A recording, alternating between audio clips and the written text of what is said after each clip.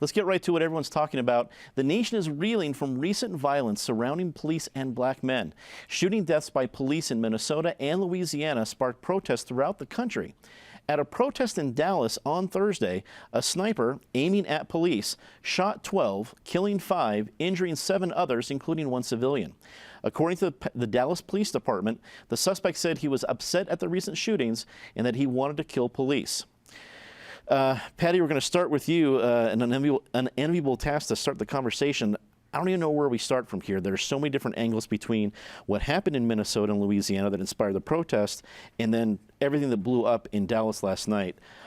Take your pick of where you want to start. Well, let's start in Dallas because this is the incredible tragedy that if it happened in Dallas, can happen anywhere. One crazed single gunman acting alone, according to what we're hearing now at noon on Friday, who wanted to kill not just policemen, but white policemen, he allegedly said when they were talking with him and trying to get him to surrender, that this is the single worst loss of life for law enforcement authorities since 9/11.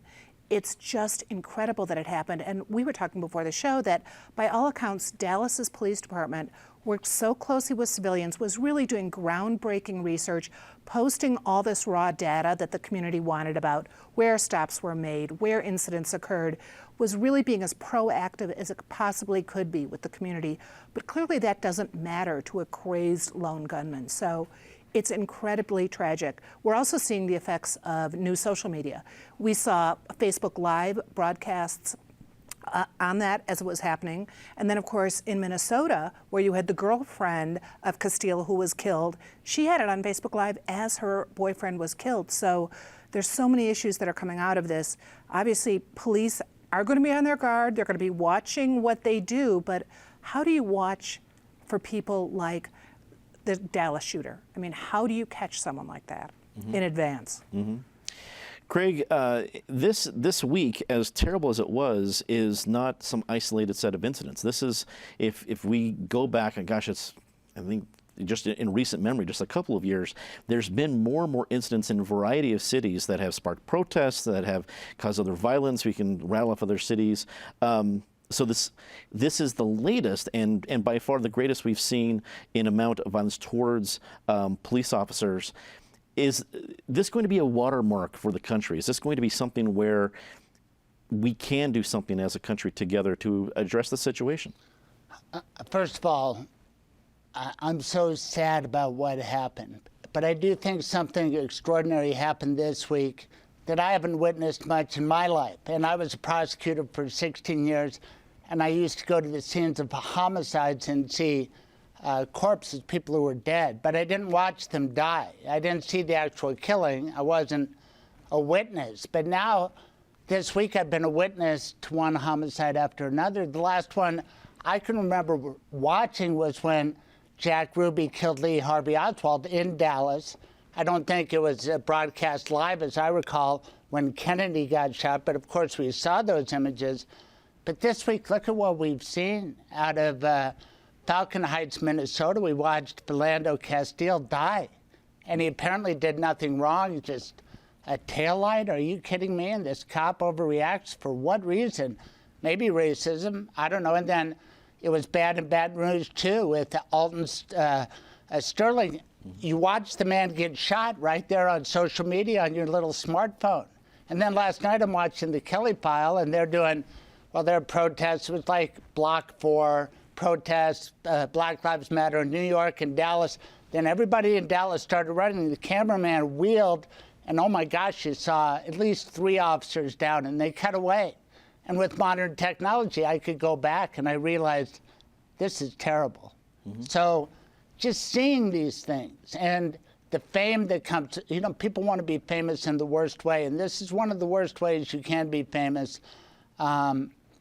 And when you mentioned that it could happen anywhere, that's true. What if it happened in Denver? I'm sure that if you catch the person, if they blow up a police station or kill 5 officers, there would be a hue and a cry for a capital punishment, even in liberal Denver. But we'll get to the election. It's not clear that we have death penalty anymore in Denver.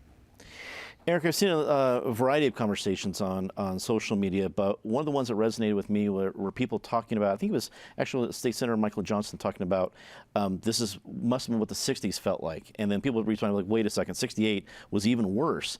But it's starting to, that conversation with folks that maybe not have experienced all the variety of tragedies happened in 1968, but we're starting to think that way as a country, that it's the hopelessness, the waiting just for the next thing, not really necessarily a solution. What are some of the things that you're taking away from the events that we saw this week? I mean, it's obviously sobering to the max.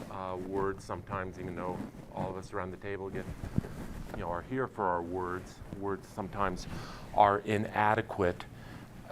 I've been impressed. I think to your point about 68, yes, there's an unraveling. I keep thinking of the title of the book. It was by an African writer, not African American, but African. I believe it won a Pulitzer Prize. Things Fall Apart. It feels like things are falling apart here, and our political system is certainly not up to the challenge, and we'll get to that, but not up to the challenge of responding.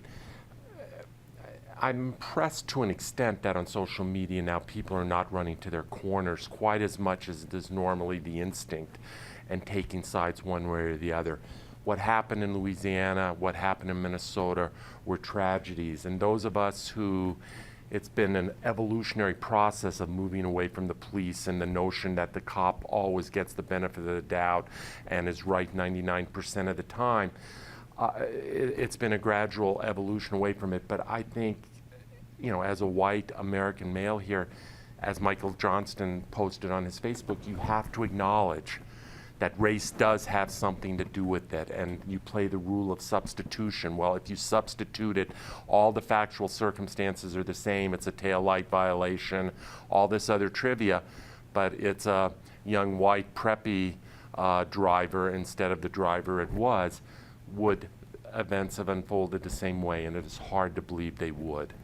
And that's been my own evolution to get to that point. And then you go to Dallas, and Blue Lives Matter just as much as Black Lives Matter. And the magnitude of that tragedy, as Patty referenced, the worst for law enforcement since 9/11, leaves you speechless. Hopefully there's a healing. Hopefully there's a coming together. You ask if this is going to be a watermark. And I guess I'm just downcast and cynical enough to think, no, we'll get, there'll be a massive outpouring of grief, and then there'll be the usual political speech making. And then we'll wait for the next such incident, and hopefully it's a ways down the road. Mm-hmm. Justina, it feels, this is, I guess, my naive optimism coming out, that if there's going to be a solution, or at least a step in the right direction, it's going to come from the local level. It's not going to be some sort of national one person solving the problem or one law being passed and that's all fine. It's local groups having conversations. Do you share that thought, and what do you think how Denver could do that? Yeah, I definitely agree that change will come from the local level, because the situation here is between the community and law enforcement, and it's been a strained relationship for many years. You can go back to '68. We were having, these issues with police brutality then and with communities. I think that it's going to get worse definitely before it gets better. And we're seeing a lot of these situations, and really what I think needs to happen more than anything is we need to come back to some humanity and start seeing people and seeing these issues and really working through how we come up with solutions. We need to improve our police force. So I think a lot of Americans feel like the police force is being run like a militaristic police force. Like, is that how we want to be patrolled in our communities? No, we want to have a dialogue, I think, between the communities and the police. What happened in Dallas, never in my life have I thought two wrongs make a right. And the solution here isn't being anti-cop. It's either you're anti-black or you're anti-cop. It can't be like that. We have to find some middle ground, and I think that we can do that. Unfortunately, right now, I've personally been shocked by what is going on, and I am personally fearful, considering the state of things.